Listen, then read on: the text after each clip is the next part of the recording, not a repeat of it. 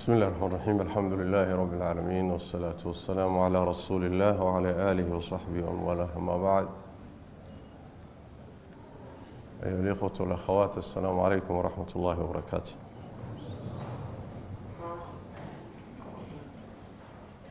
إلهي بان ويديساننا تبارك وتعالى في مستهل هذه الكلمة إنه نوافجيه وحي خيره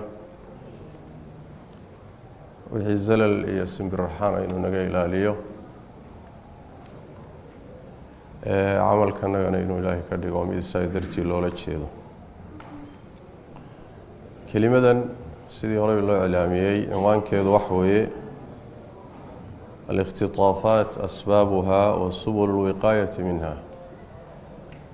أفضو بيده صوابها كينا إيو siyaabaha la isaga ilaalin karo ama jidadka la isaga ilaalin karay waxay calaqal leedahay kelimadan ama muxaadaradani arrimaha waayahan dambe hadalhayntoodu aad ka u badan tahay oo ah afduubka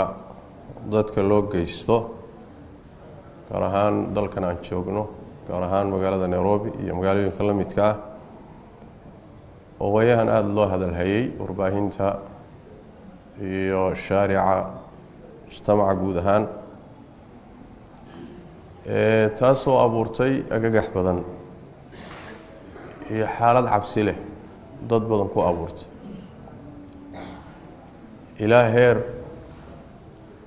caruurihiiba iskuullada inay tagaan goobii waxbarashada aadaan waalidiin badan ay ka reebeen cabsi badan bay abuurtay marka waxaan jeclahay marka inaan kelimadan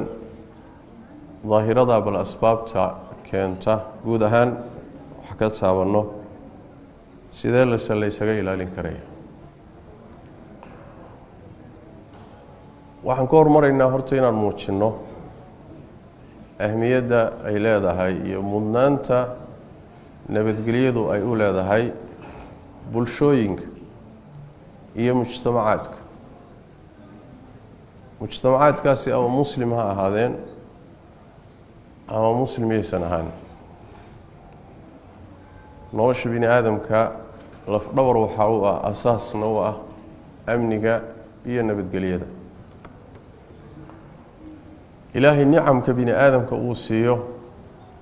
kuwa ugu qaalisan bayna ka mid tahay ammaanka iyo istiqraarka iyo xasiloonida tumaaniinada inay dadku u nabadgalaan naftooda xoolahooda cirdigooda diintooda deegaankooda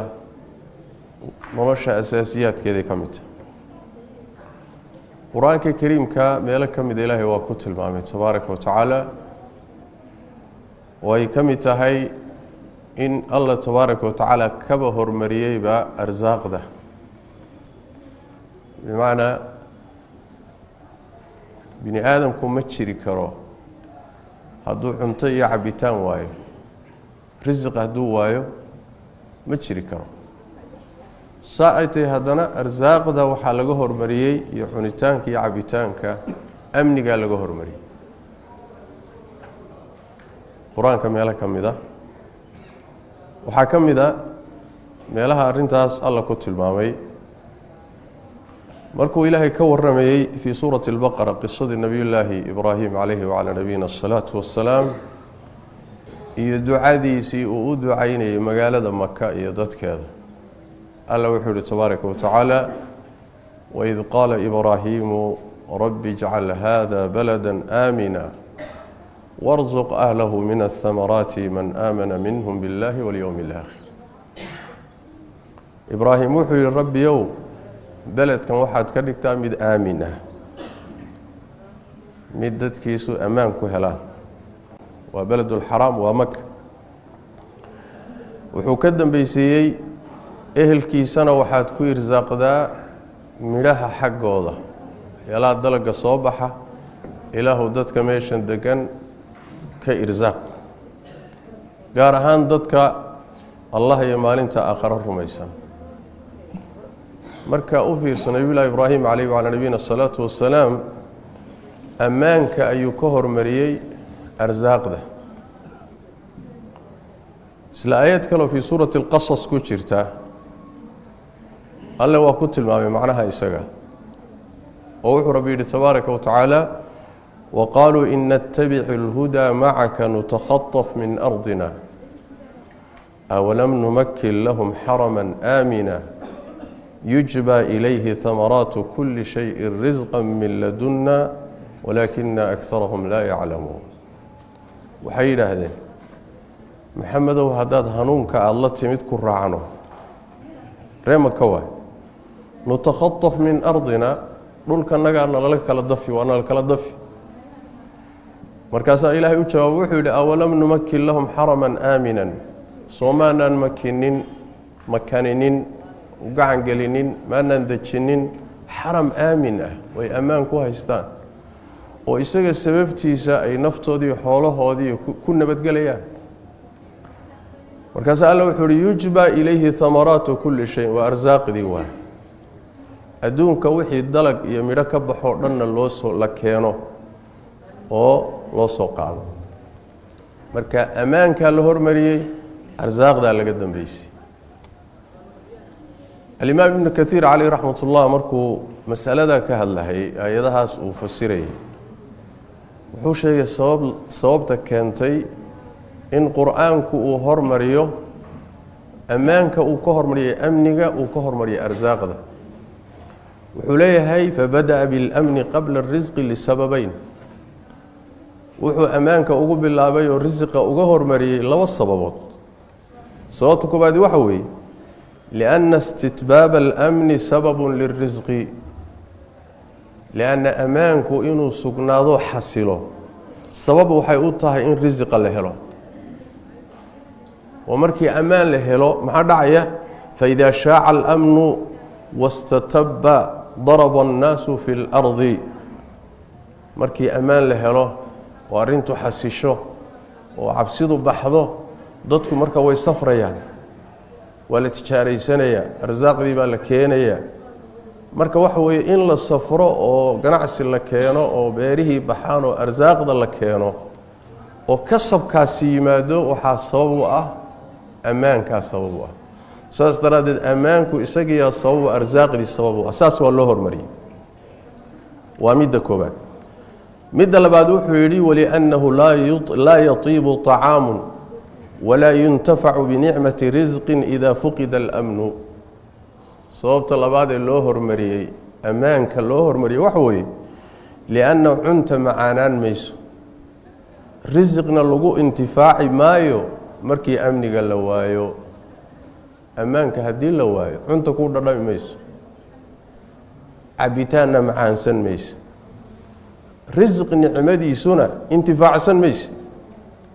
faman min annaasi axaaطa bihi اlkhawfu min kuli makaani watabadada اlamnu min xayaatihi uma wajada ladata bimashruubin aw matcuum buu yihi yaa waaye ruuxa dadka ka mid ah oo intay cabsi gashay oo nabadgelyadii meesha ka baxday noloshiisa ka baxday oo cabsidu hareeraysay asagoo xaaladdaa ku sugan haddana cabitaan iyo cunto macaansaday yaa waaye ma kuu dhadhamayso. haddaad baqayso cuntona kuu dhamid cabitaanna kuu dhadhami maayo. markaasaa wuxuu bixiyey ishkaal aayad qur-aanka ka mid ah oo aayadahan hadda amniga hormarisay iyadu ka duwanoo iyadu hormarisay risqiga hormarisay. waa aayadee suuratu ilaaf aladii acamahum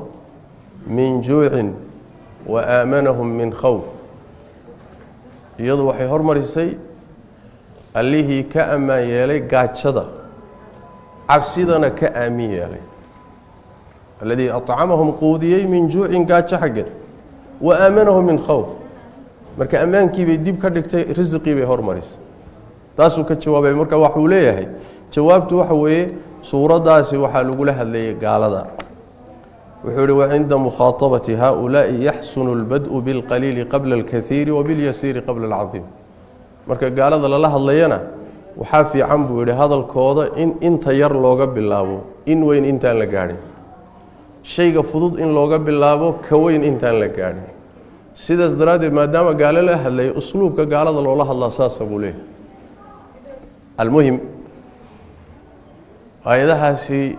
waxay tilmaamayaan ahamiyadda ay leedahay ammaanka iyo nabadgelyadu ay u leedahay mujtamacaadka waxaa isaguna tilmaamaya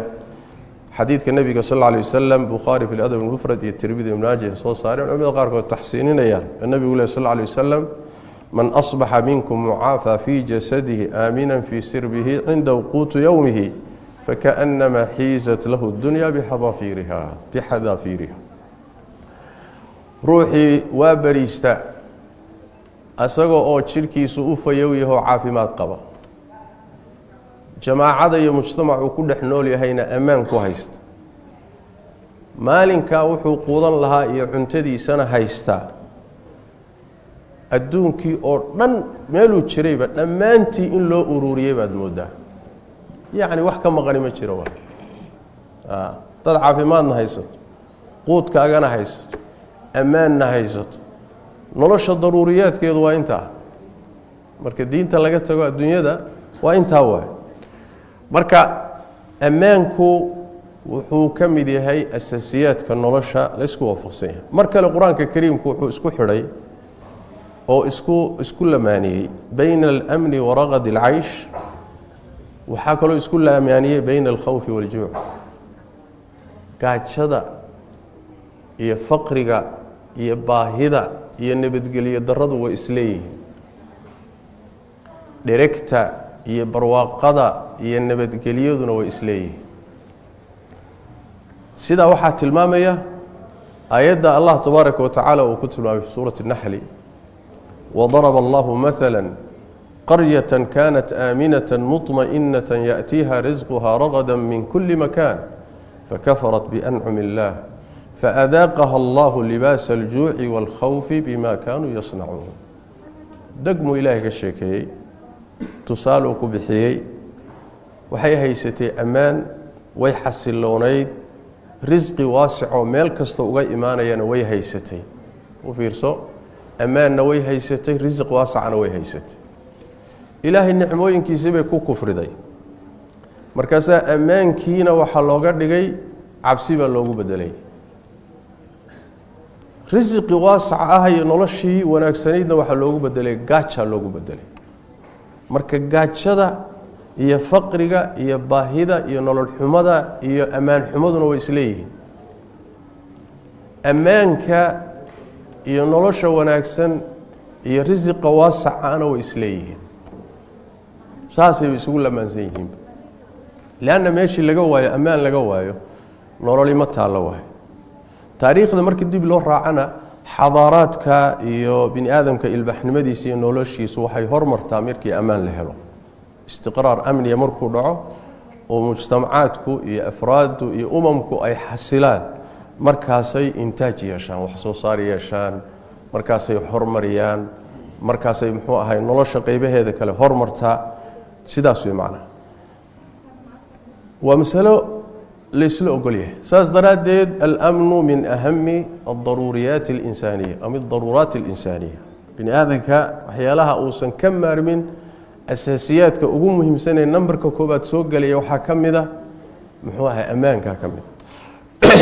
mar kale qur-aanka kariimka ah cajaa'ibtiisay ka mid tahay wuxuuba ku lamaaniyeyba ammaanka towxiidkuba ku lamaaniyeyba towxiidku soo diinta asaaskeedii ma aha towxiidkii iyo ammaankii baa mar kale laisku lamaaniyey iyadana nebiyullaahi ibraahim ducadiisii fii suurati ibraahim markuu ducaynayey waid qaala ibraahiimu rabbi ijcal hada albalada aamina wajnubnii wabaniya an nacbud alasnaam nebiyullahi ibraahim baa ducaynaya rabbiyow beledkan waxaad ka dhigtaa mid aamin ah aniga iyo caruurtaydana waxaad naga fogeysaa inaan sanamyada caabudno soo maa sanamyada inaan caabudno naga foge shirkiga naga fogee waay oo shirkigoo laga fogada soo towxiidkii maaha towxiidkii iyo wuxuu isku lamaaniyey iyo ammaankii meesha uu diinteenna kaga jiraad garan kartaan marka inaysan meel dhow ahayn waxyaalo fara badan oo axkaamta shareecada ka mida markay amniga isqabtaan axkaamta shareecada ammaanka isqabteen la iswaafajin kari waayay waa looga tegay amniga dartii baa looga tegay si aan amniga khalkhal u gelin طيب xadiidkii baa ka mida isaguna macnaha tilmaamaya tirmidhi soo saaray qeyrkii oo culimada qaar ay leeyihiin waa xasan nabigu sallallahu alayhi wasallam markay bishu dhalato oo bisha arko dhalashadeeda waa kii ku ducaysan jiray اللهم أهله علينا بالأمن والإيمان والسلامة والإسلام إله بشا وحا نوغو دليسا أمان إيمان سومارت إيمانك وتوحيدك سوما أمانك إيمانك با إسلامك يسدى النبي سقول لمانيه صلى الله عليه وآله وسلم بل علماء قار كمدا وحي ليهن يعني وحيالها بني آدم كو أساسيات كنولش صوحا كمدا عافماتك caafimaadkiisa ammaanka ka horeeyay al-Imam Ar-Razi alayhi rahmatullah wuxuu leeyahay culimada qaar kamida waxa la weydiiyay al-amnu afdal am as-siha ma ammaanka wanaagsan oo fadli badan mise caafimaadka markaas ninkii culimada la weydiiyay arinka wuxuu ku jawaabay al-amnu afdal ammaanka fadli badan marka wuxuu u keensaday daliil xisi ah wuxuu yiri neef ariya hadday lugtu ka jabto hadduu lugta ka jabo iyadoo lugta ka jaban ayay dhutinaysaa way iska luudaysaa daaqay raadsanaysaa cuntadii bay raadsanaysaa cabitaankay raadsanaysaa hadday xataa muxuu kici weydo way siqi lugta ay ka jabtay uma diidayso inay raadsato daaq iyo risiq raadsato laakiin wuxuu yiri neefkii ariga isagoo fayow oo lug ka jabnayn oo balaayo qabin haddii meel lagu xidho agtiisana yeey lagu xidhayay ama waraabo lagu xidho daaqna la hor dhigo wuxuu yiri daaqaasi ma cunayso inta yeeyda arkayso sida u didsan tahay yeeydan isaga ilaalinayso bay ku geeriyoone cuntadaba fiirin mayso markay lug jabnidii uma diidin ay risiq raadsato laakiin arsaaqdii iyo hortaala cabsida gashay daraadeed ayaa u diiday inay arsaaqda cunto oo daaqa cunto hor yaal cabsida baashan ay ka baxaysaa ka hor istaagtay marka waa wax aadamaha kaliya khaas kuma ahee waa wax noolaha oo dhan ka dhaxay intuu baqayo waxba u dhadhami maayaan noloshii uma dhadhamayso ilaahay herkaasay gaarsiinayaan marka waxay tilmaamaysaa ahmiyadda ay leedahay markaas wuxuu keenay xadiidkii haddaan soo marnay man asbaxa minkum aaminan fii sirbihi mucaafa fii jasadihi cindahu quutu yowmi fakaannama xiizat lahu dunya bixadafiiriha ayib waxaa ka mid ah arrimaha tilmaamaya diinteenna iyo amniga meesha ay dhigtay iyo amniyadda uu leeyahay dadka amniga ku ciyaara oo ammaanka mujtamacaadka iyo xasiloonida ku ciyaara axkaam la dejiyo cuquubaadka la dejiyo kuwa ugu adag bay shareecadu ka dejisay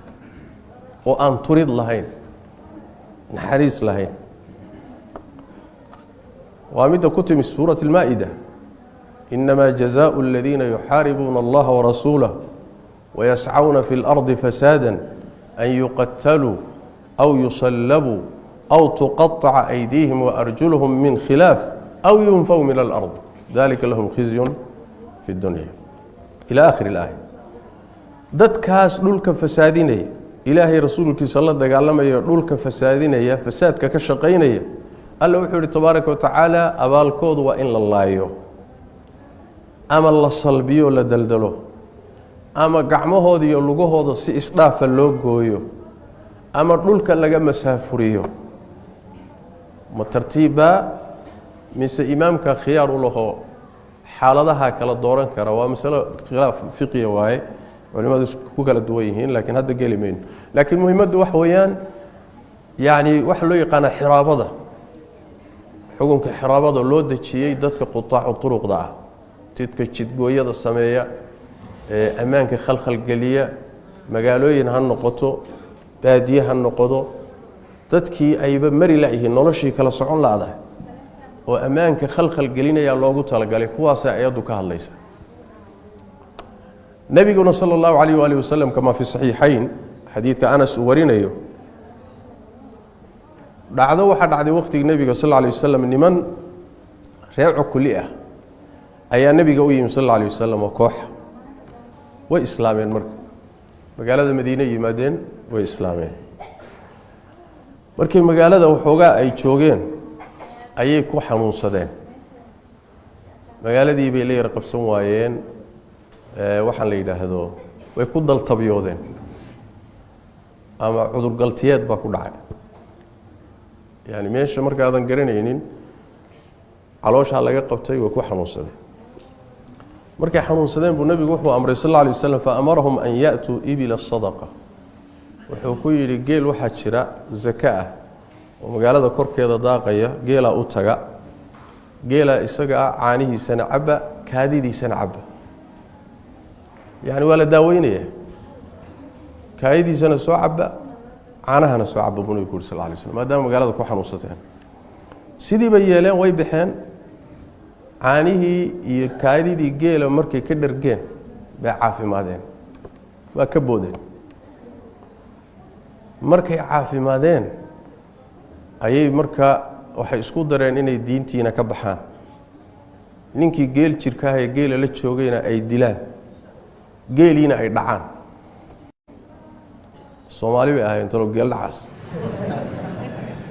geeliina waa qaadeen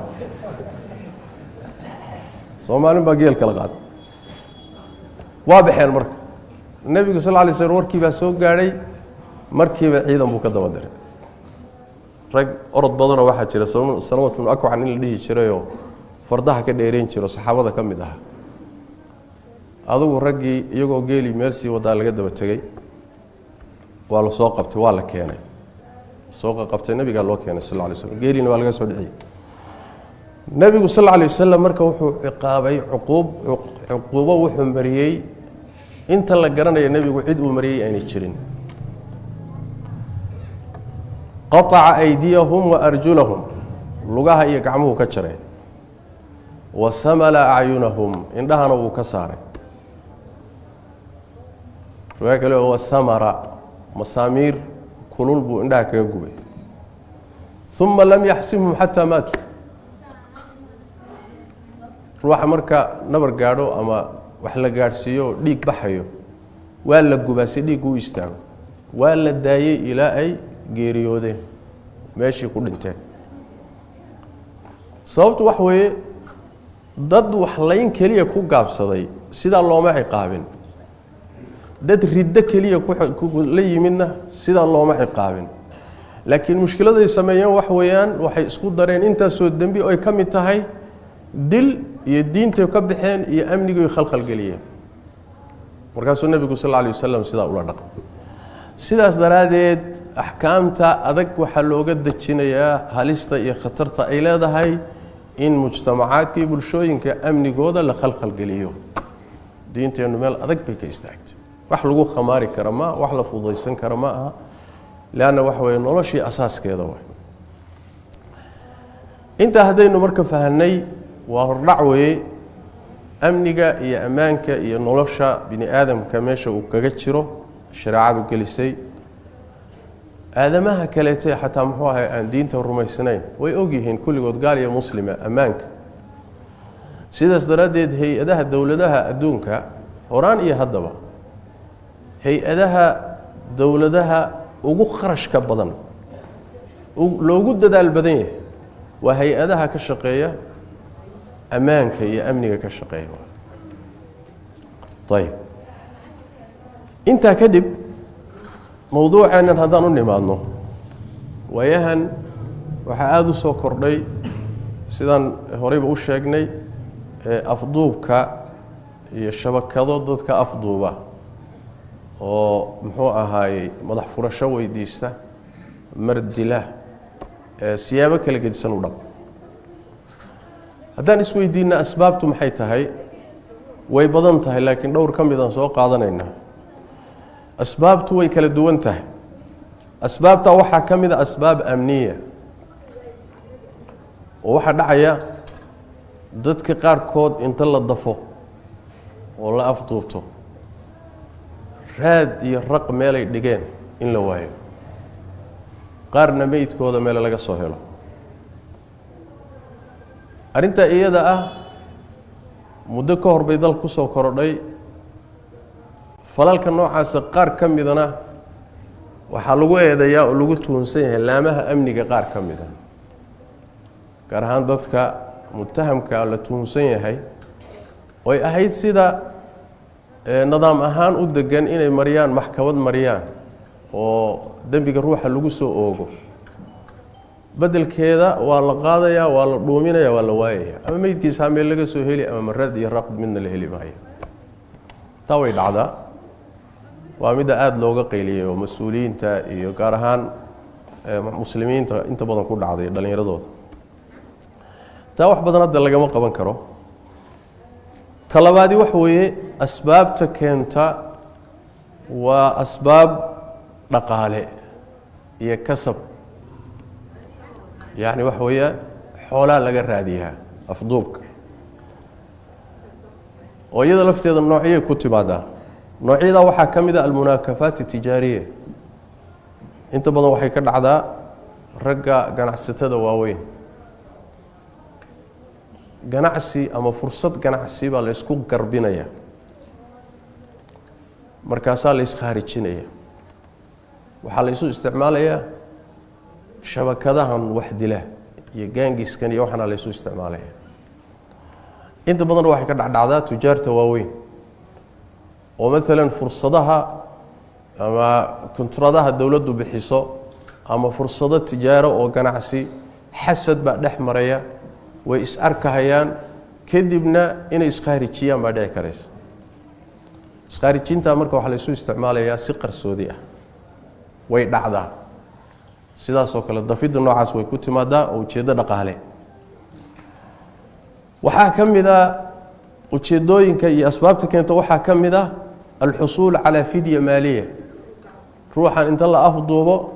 in markaas laga qaato madax furasho inta badanna waxaa sameeya bulshada qaybaheeda hoose oo baahan baa sameeya yani ruuxa isleeyihiin waxoogaa waxbaad ka helaysaan ama isagii bay afduubayaan ama ilmihiisa ama xaaskiisa ay afduubayaan meel bay gashanayaan kadibna waxay leeyihiin dadkaagii la hadal waxaasi waxa soo bixiya haddii kale waa khaarijinayna waa nidaamkii ninkii la dhihi jiray bagafe hawshiisii way jirtaa iyadoo weliba waxay hadda wadankan aada ugu sii xoogaysanaya arrimaha noocaas oo kale markay gaajadu sii daraato waad ogtihiinoo corona siduu u dhacay dhaqaalihii wadanka wax badan baa burburay soo ma weliba dabaqada hoose iyo bulshada qaybaheeda hoose ee fuqarada ah way u sii nugul yihiin hoos u dhaca dhaqaale wadanka ku dhacay sidaas oo kale markay dhacdo in badan oo dadka ka mid ah si ay nolosha u ta'miiniyaan waxa marka shaytaan ka dhaadhicinaya wax afduubo shabakaad baa sameysmaya sida wax ku raadiya markastoo gaajadu badatana daahiradaasi aad bay u soo baxdaa tayib waxa kale iyada mad soo baxdaa sidoo kale marka doorashadu soo dhowdahay oo kale oo dhaqaale la doonayo in muxuu ahay la sameeyo waxaa asbaabta kamida keenta oo muxuu ahay dawaaficda kamida muxuu ahay munaafasaadka siyaasiga ah oo qolyahan siyaasadda isku hayee siyaasadda ku tartama ayaguna waxay isu dabaraan inay si hoose isu khaarijiyaan way dhacdaa iyadana oo muxuu ahay munaafiska kula tartamay ama ragga wada isaga kuwada muhiimka in si hoose loo khaarijiyo iyadana way dhacdaa asbaab siyaasi way markaas ayaa keenta macnaha waxaa kaloo asbaabta ka mida oo keenta waxa loo yaqaano asbaab shahwaaniya yani afduubka waxaa keena asbaab ku saabsan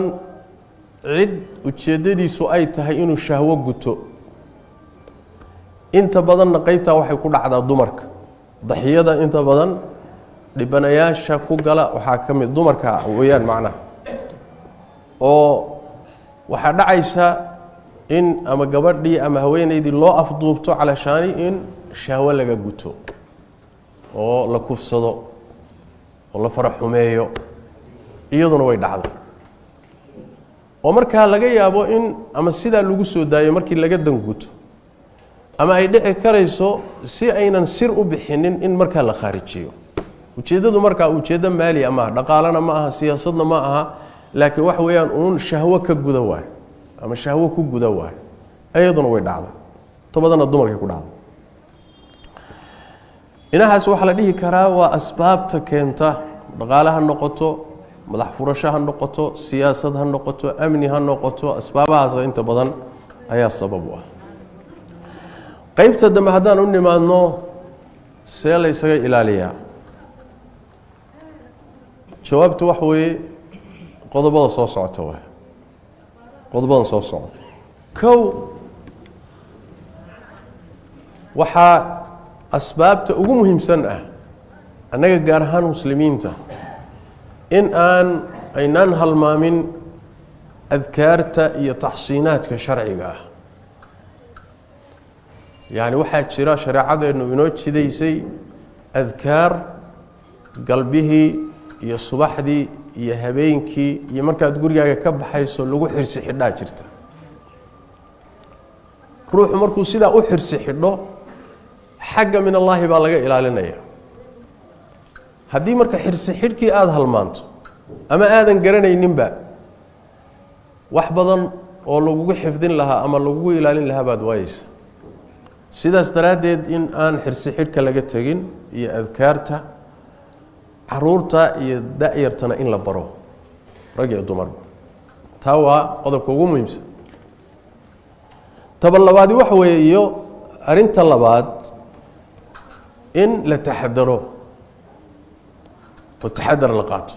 waa ka qur-aanku inoo sheegay mawaatinta cabsida wakhuduu xidrakum taxadarkiina qaata taxadara marka dadku inay wacyi u leeyihiin makhaatirtaasoo kale markay jirto inay taxadarkooda yeeshaan oo meelaha iyo xilliyada waxyaalahani dhacaan in aada la isu ilaaliyo haddii adiga aada isdayacdo oo aada taxadarka ka tagto oo meelo aan munaasib hayn aada gasho adaa markaa isdayacay gaar ahaan gabdhaheenna dumarkeenna dayac badan baa jira aabayeen la-aan badan baa jirta qaar ka mida waxaad arkaysaa saacado dambe oo habeenka ka mida baa waxay marayaan meelo khatar ah xaafado khatar ah wakhtiyo dambey keligood iska socdaan meelo ragguba ka baqayaan indha adaygu raggeenna keliya khaas kuma ah laakiin dumarkeennuna waa indha adagii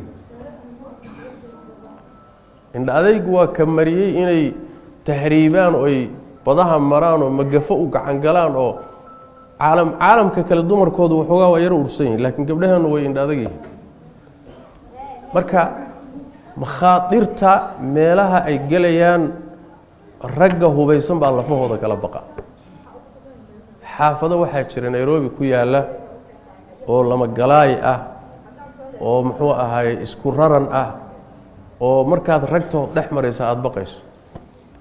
gabadh soomaaliyeed oo qurux badan oo muxuu ahaay xaragoonaysaaba dhex socotaba walaw sidhe gabadha haddii la dafo maxaad kula yaabi marka waxa weeye dayac baa jira xaafadaha ha noqoto xilliyada qaarkood ha noqoto gabdhaheennu waxaynan xasaasiyad ka qabin oo iska raacayaan tagaasi aynan garanaynin wax wada way iska raacayaan biki waxay raacaysaa ooy u raacaysaa meelo fogfogoo dadka ka dhex baxsan nin keliya wata tagsi ayna garanayn bay keligeed fuulaysaa markaasi meel fogu raacaysa soo inuu jiiro la gala maaha yaa ka celinaya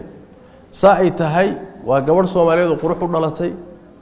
marka labaadna make up barsatay oo isqurxisay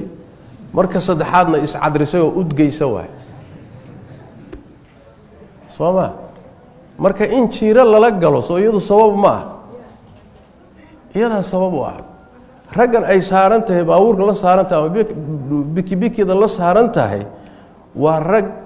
شهوة هيسواه ورق دك كله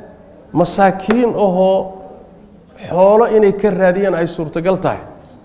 laakiin dareenka ma qaban gabdhaheenu inta badan dareenka ma qabaan waa kan laga kari laayaa warka jooga oo balaayadan aad fuuleysaan iska daay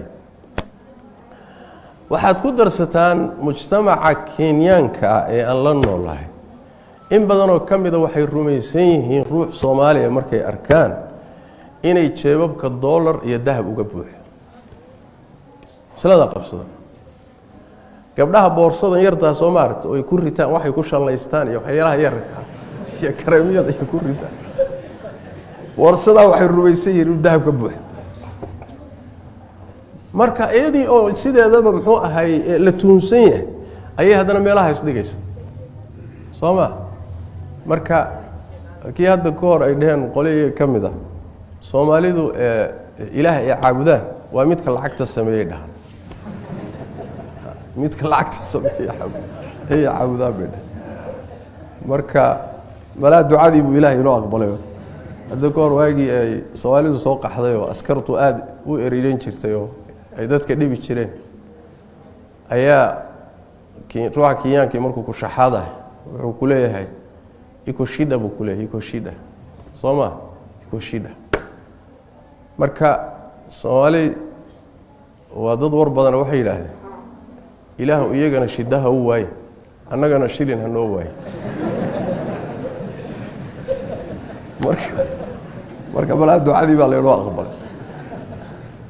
المهم waxaan ka soo wadaa ujeedadaydu tahay gabdhaha Soomaaliyeedna inay fahmaan loo baahan yahay meelaha makhatirta iyo xiliyada ay galayaan iyo taksiyada ay raacayaan iyo bikibikida ay raacayaan iyo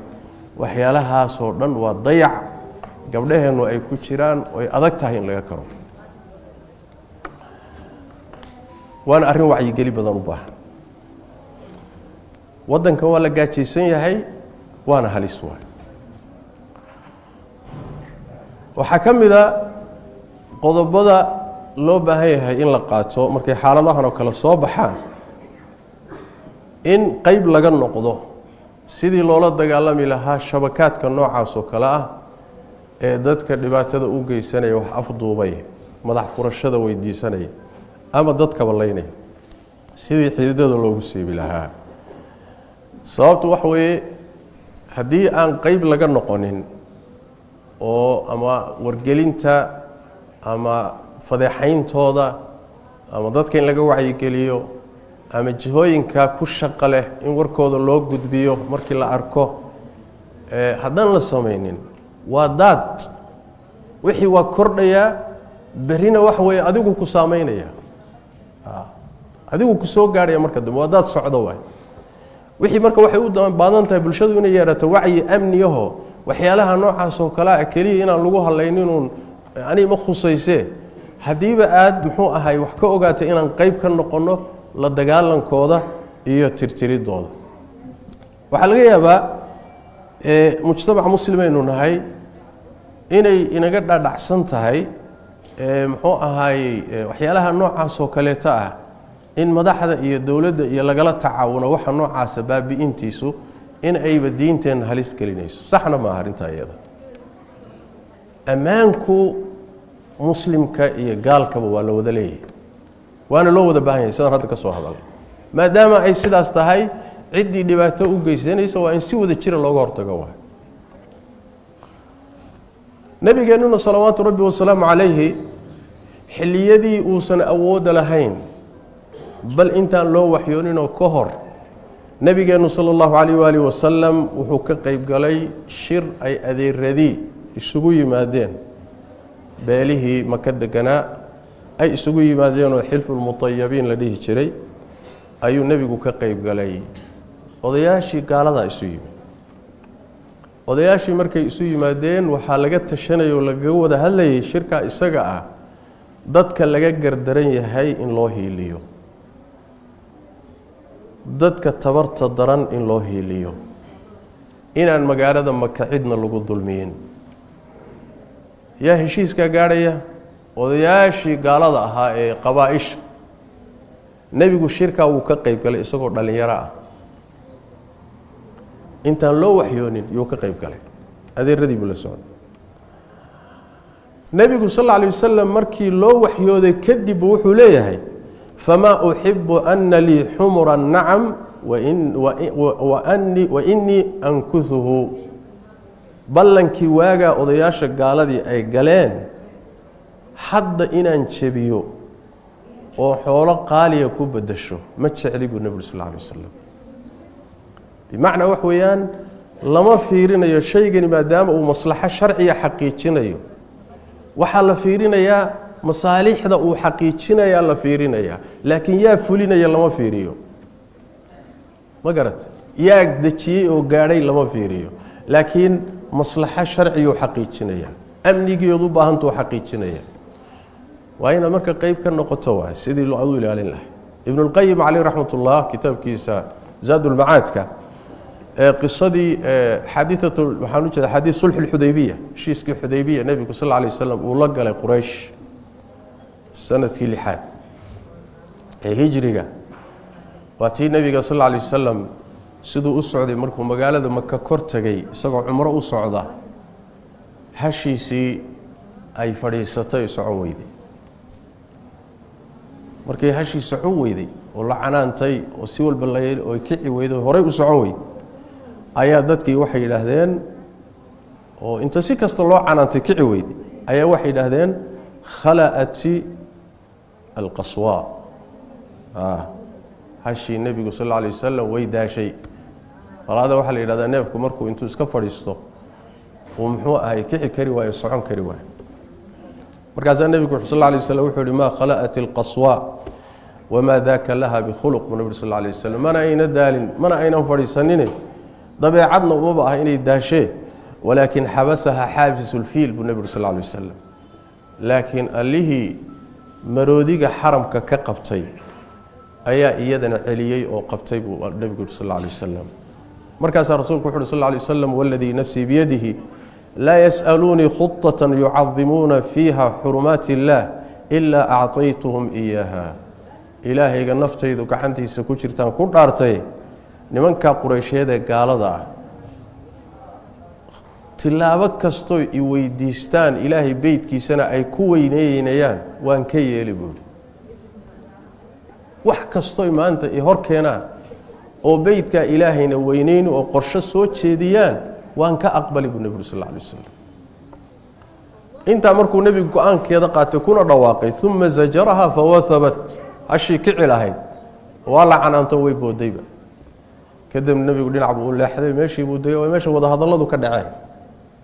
qaybta heshiiska xudaybiya kaga soo aroortay qisada xudaybiya ibnulqayim caleyh raxmat ullah faa'iidooyinku ka bixiyey waxaa ka mid a waad u noqon kartaan zaadulmacaadka wuxuu leeyahay waxaa laga qaadanayaa gaalada iyo munaafiqiinta hadday wax shareecadu ay amartay ama ogolaatay ay fulinayaan waa lagala tacaawuni karaa waa lagala tacaawuni karaya gaar ahaan markay muslimiintu ayna tabar lahayn oo awood ayagu waxyaalaha ay ku fulayaan aysan lahayn ciddii fulinaysa oo xaqiijinaysa inay ku garab siiyaan waa waajib markaa sharciya waay leanna waa maslaxadoodii waay saas daraaddeed ujeeddadu wax weeyaan in aanaan noqonin muxuu ahay mushkiladu inay nagu dul socoto annagana muxuu ahay aan ka noqonno mutafarijiin aynaan ka noqonin waxaa kaleeto iyadana qodob kale ah qodobka afraad ah in aada iyo aada laysaga ilaaliyo waxa la yidhaahdo madax furasho in la bixiyo haddaybana qabsato ama hadday ku qabsatoba madax furashaha bixina way adag tahay qodobkaasi oo ilmahaagiioo la haysto ama islaantaadiioo la haysto madax furashaha ka bixinin waa war adag soo maa go-aan adag laakiin waxaad ogaataan maalinka ay dhacdo in madax furasho la qaato oo shabakadihii dhibaatada wade aynu madax furasho siino kulligeen waxaynu halis ugu jirnaa in layna afduubto irid waxaynu isku furnay aan xidhmaynin innagoo dhanna dahab baan wada noqonaynaa haddayse mid dhacday ku hungoobaan oy mid dhacday ku hungoobaan oy tu dhacday ku hungoobaan waa soo xidhmaysaa ilan ujeedadii loo socdayba intaas ay soo maaha haddii wax lagu waayo barnaamijku waa soo xidhmaya laakiin maalinka aan la orodno siino madax furasho siino oo waxay rabeen aynu siino arintuna way sii cuslaan lana waayi maayo lamaha amnigu shabakaadkan ma baabi'in karaan way jirayaan weligoodna way soo jireen laakiin waxaa dhacaysa waa in muxuu ahaayey aan anaga qaadano ilaahayna u tala saarano wixii dadaal iyo jidadkii kale inoo furanna aan marno laakiin marnaba aynu aad uga taxadarno wax la yiraahdo madax furasho inaan siino shabakadahaasi afduubka sameynay laana wax weeye halistay sii korinaysa iyo khatartay nagu korinaysa qodobka shanaadi wuxuu yahay waxa shaki ku jirin shabakadaha waxa ku jira dad Soomaali ah wiilal iyo gabdho ayaa qayb ka ah shabakadahaas waadi xaqiiq bal ayaga waxay u yihiin kuwa dadka tusa dadkan kale inama yaqaanaan laakiin ruuxa jeeb kale ee jeebkiisu wuxuugaa yaro kuusan yahay ee ilmihiisa haddii la afduubo waxoogaa laga daadsan karo yaa yaqaan Soomaali baa taqaan shabakadahaasi marka xiriir waxaa jira Soomaali baa la shaqeysa barnaamijkana qayb ka ah haddana ma horaan bay u jiri jirtay hadda goor haddaan qiso idinka warramo 20 sano ku dhowaad ka hor ayaa anaga waxaana dhacday aniga nin kale gabadh Soomaali oo reewo jeer ah yaa naga lug meersatay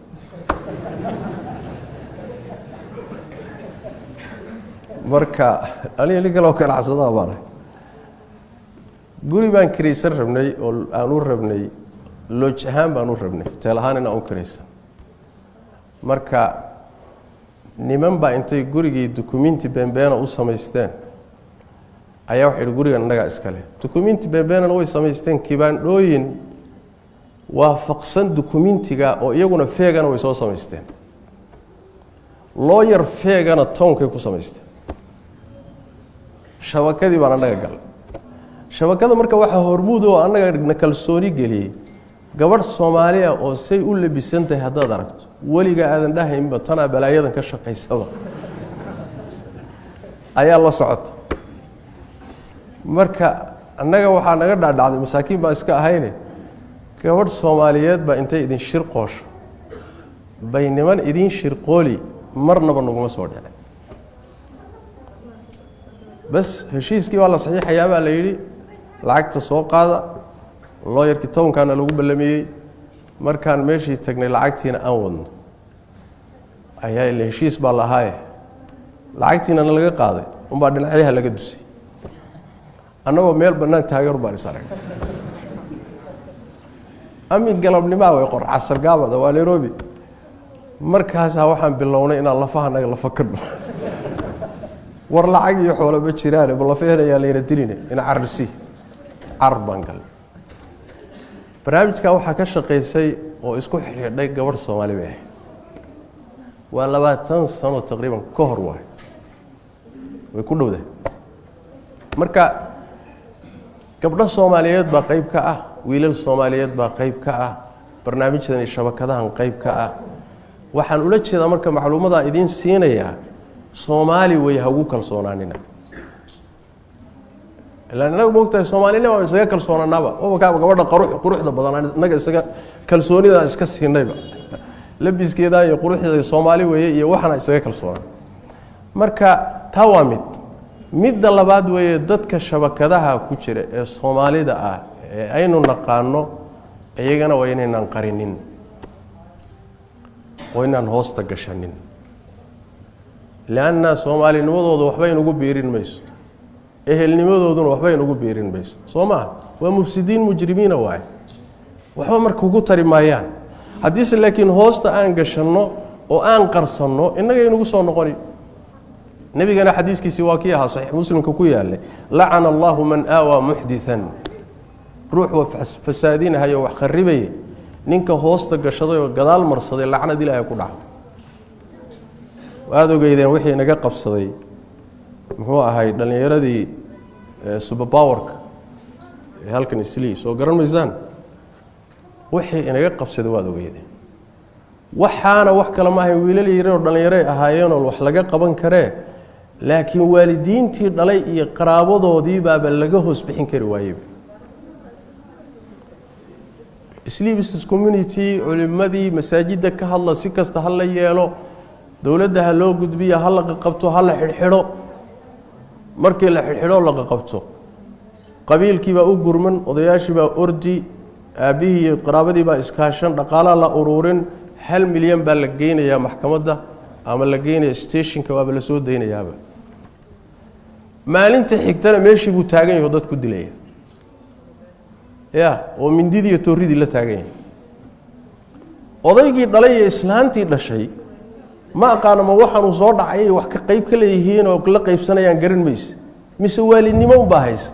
meeshii uu ka miisaya si walba hadii la yiri waa la kari way war caruurtan laba mid yeela ama idinku wax ka qabto oo mushkiladan ka dhax saara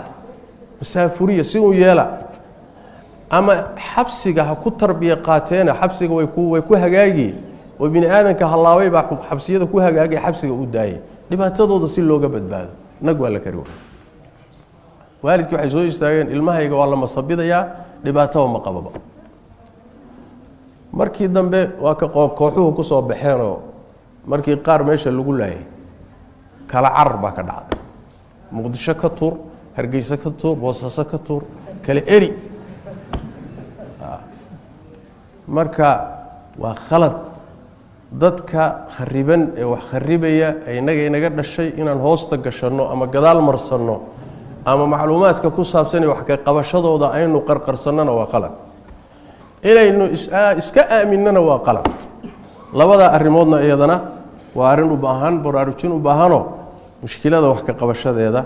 ay qayb ka tahay waxaan ku soo gabagabeynayaa oo kamida asbaabta يعني وحوي مدن runtii inaan tilmaamo ilaa iyo hadda dhacdooyinka afduubka ah waa wax kooban wax weyn ma laakiin waa la buunbuuninta iyo ka badbadintaasina waxay leedahay cabsi gelin badan bay abuuraysaa khalkhal bay abuurtaa heer waxay gaadhay in la yiraahdo caruurtii iskuulada laga reebo dugsiyada laga reebo balaaya dhacday muxuu ahay waalidiintii yiraahdo caruurtii waa laga afduubahaya waa dhacdooyin kooban waay marka irjaafka iyo ka badbadinta masaa'isha amniga ku saabsan ma fiicna oo nolosha inay khalkhal gasho ma aha ayadoo la taxadarayo hadana ma dalika waxyana waa dhacdooyin kooban waay ilaa heer waxa la gaadhay xataa caruurta qaar kamid oo intay waalidkood isku yara xanaaqeen malaha maalmo yara dhuuntay oo xaafada ka yara dhuunto ka xanaaqay in la yiraahdo waa la afduubay marka xoga kiisaska qiyaasta ay dhan yihiin oo bil munaasaba intayna hadda inaga soo gaadhin Kenyaanka kale marka hadda la socoto wadanka akhbaartiisa Kenyaanka kale aad ugu badantay dhacdooyinkaasi waa marka laga warramayo wada yaabaysa marka qiyaasta ay yihiin